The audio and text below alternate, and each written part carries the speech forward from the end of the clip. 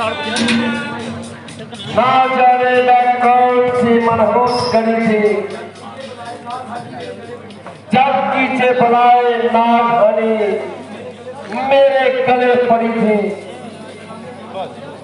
जिसे जान समझा बैग मेरे लिए आपने जान हुई, जिसे अमृत समझा वह विष के समान हुई। धोखा हुआ, कपट हुआ, किंतु अब तो इस आफत से बचना बहुत मुश्किल हुआ।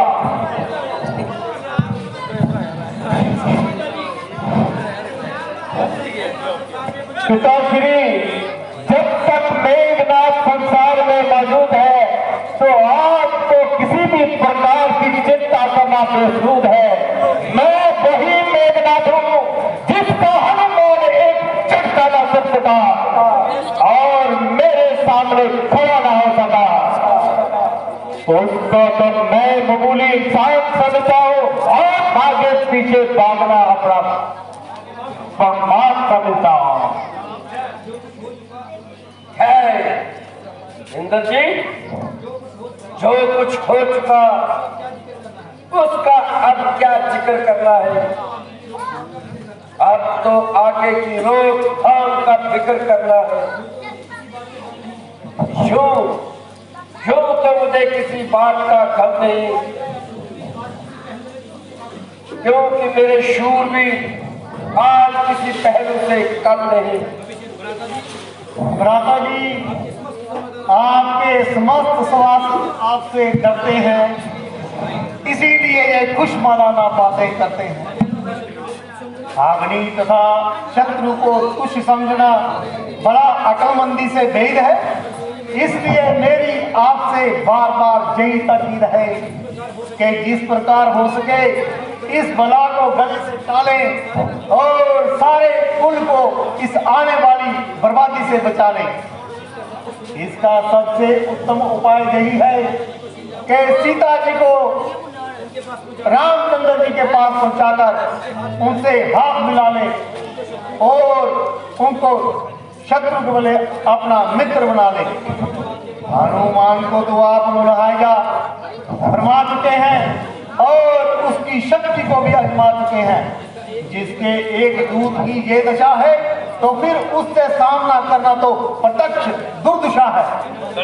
फिर न जाने इन परामर्शदाताओं के मन में क्या बसा है।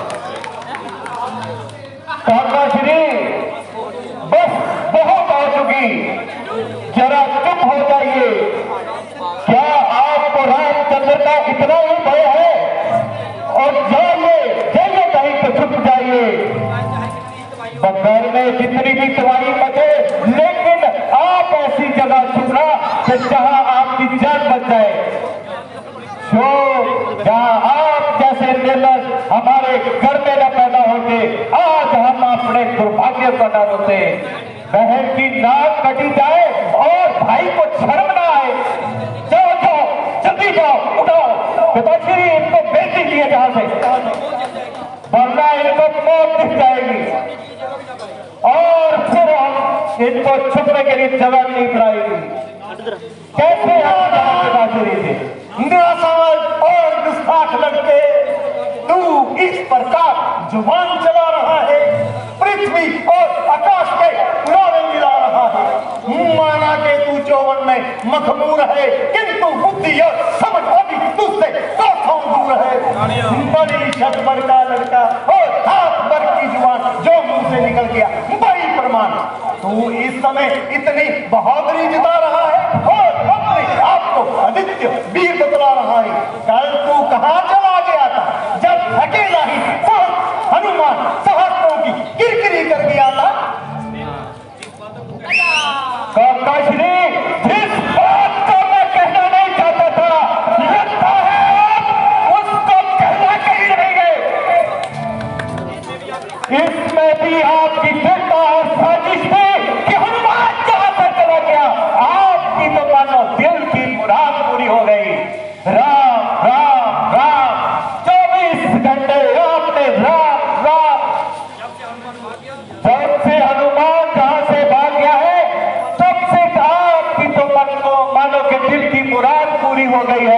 हमारे साथ तो एक लोक दिखावा है, वास्तव में तो आप श्री रामचंद्र के दूत हैं, उनसे ही आपकी बनती है। अगर बहन की नाक कटी जाए और भाई को शर्म न आए, क्या कुछ बात है? काका श्री देशद्रोही तो मैंने सुने थे, आज आप कुलद्रोही भी हो गए हो। आपको जहां रहने का कोई हक नहीं है, जाइए फेंक दीजिए। पिताश्री अपने अनुज को जहां से फेंक दीजिए, इस सभा में इनका कोई काम नहीं है।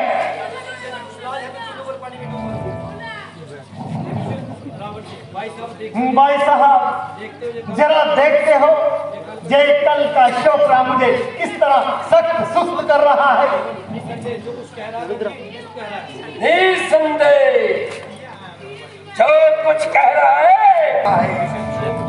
शो कि आप इसका अनुचित पक्ष लेकर और जानबूझकर इसकी पीठ ठोक ठोक कर मेरा सरे दरबार बटन खुलवा रहे हैं।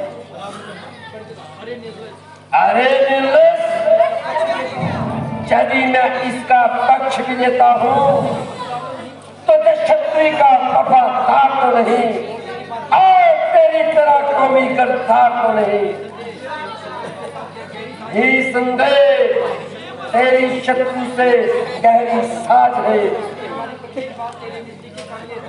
इसलिए हमारी प्रत्येक बात तेरे नजदीक काबिले एतराज है।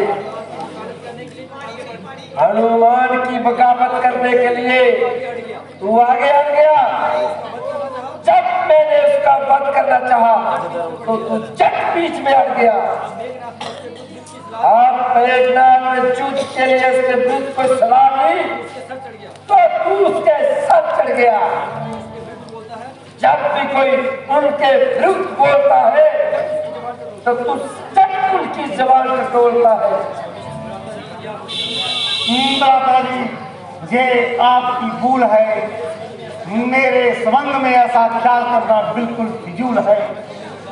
ना मैं कौमी गद्दार हूँ ना रामचंद्र का मैं वफादार हूँ, बल्कि आपका सच्चे दिल से जानिसार हूँ और आपके पसीने के बदले अपना खून तक बहाने को तैयार हूँ। किंतु इस आने वाली बर्बादी को देखकर मैं जरूर अश्कवार हूँ। ये जो आप सदेड़ रहे हैं एक सोती हुई रान को शेर रहे, एक स्त्री बैदी पर आई, इसके लिए इतनी कुरेज लड़ाई। परंतु उनके दिल में ये क्या समाई जो उन्होंने शूर्पणखा की नाक उड़ाई। अरे बेहया, तुझे अभी भी शर्म नहीं आई? निस्संदेह यही एक बात जो है जिसने आपकी तबीयत इस कदर भड़काई, किंतु बैगी तो खाम खा उनके पेश आई।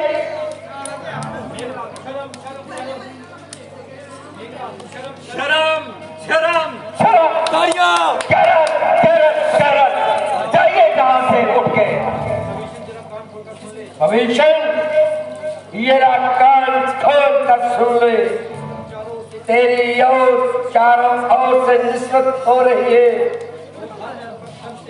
और हर तरफ से तेरे लिए लालच हो रही है।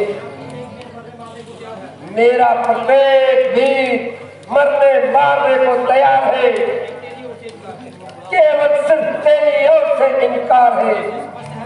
इससे स्पष्ट है कि तू उनका खुला तरफदार है और कौमी गिरफ्तार है और पहले दर्जे का बदकार है। लानत है, फटकार है तेरी जिंदगी पर, धिक्कार है। जैसे आप खुद फरामोश हैं वैसे ही थे आपके खुशामदी सवासत चापलूस इस समय आपकी अवश्य हाँ में हाँ मिला रहे हैं, वास्तव में आपको उल्टे मार्ग पर चला रहे हैं, आपको विष पिला रहे हैं। समय आने पर यही नखट्टू बज्र बट्टू और खुशामदी कट्टू अपने मुख से कहेंगे कि जे रावण की उस समय सख्त गलती थी, मगर हम क्या करते, हमारी वहां पर कहां पेश चलती थी। इसलिए केवल इन खुशामदी की बातों पर ना जाइए, बल्कि इस मुआवजे को बड़ा खास तौर पर फरमाइए। अरे पाजी मक्का बेगैरत गद्दार, तो इसी शहंशाह से कपूर हो जा, मेरी आंखों से दूर हो जा।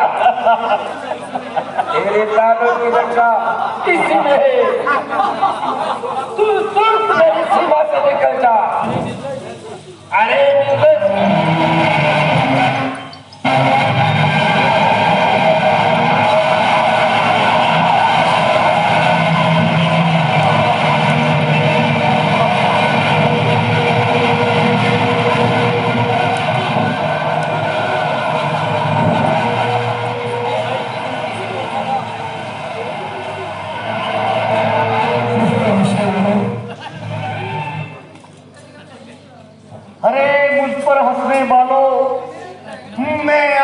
सर पर इस मंडराते हुए जिसके अवेश में आकर तुम सभी ने ये इस तरह की चापलूसी से जहां पर ऐसी दुर्दशा बनाई है, यही आपको वास्तव में आपके विनाश का कारण बनेगी।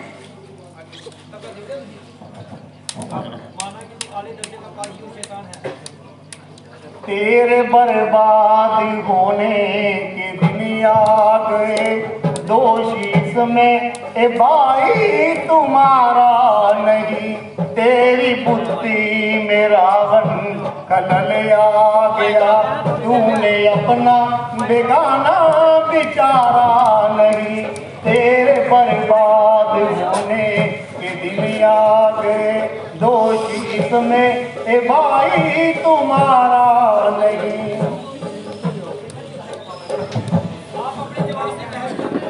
आप अपनी जवां से कहो ना कहो,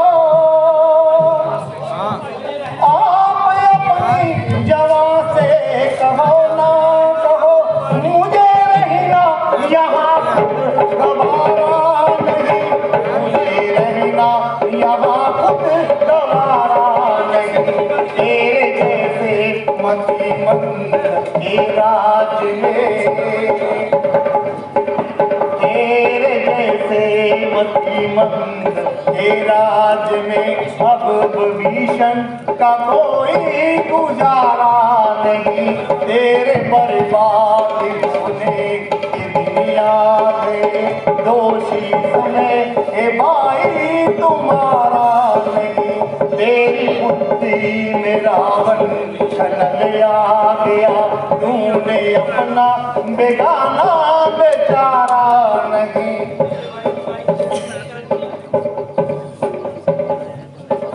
तुझे भाई की भाई नसीहत नहीं,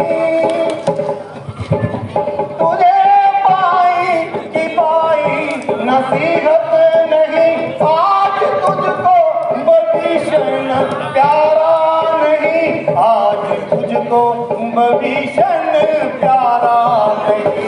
मारने में न छोड़ी है कोई कसर, मारने में न छोड़ी है कोई कसर। शीश धड़ से अलग से उतारा नहीं। तेरे बर्बाद होने के दिन आ गए, दोषी इसमें ए भाई तुम्हारा नहीं।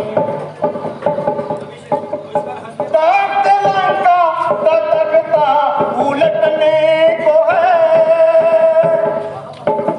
तख्त लंका का तख्ता उलटने को है। क्या करूं मेरा चलता इजारा नहीं, क्या करूं मेरा चलता इजारा नहीं। तेरा चलते समय का नमस्कार लो,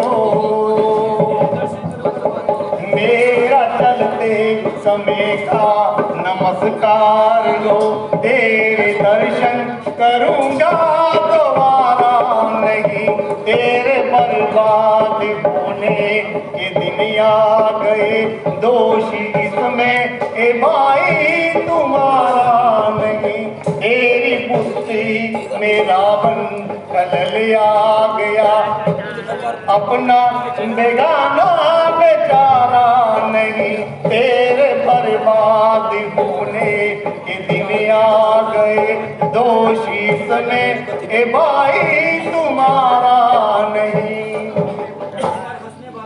मुझ पर हंसने वालों, मुझे तुम पर दया आती है, मैं तुम सबके सर पर मंडराते हुए काल को देख रहा हूं। शास्त्रों में लिखा है, विनाश काल विपरीत बुद्धि, अपने विनाश याद जाते हुए प्राणी को यदि भगवान भी समझाने आ जाए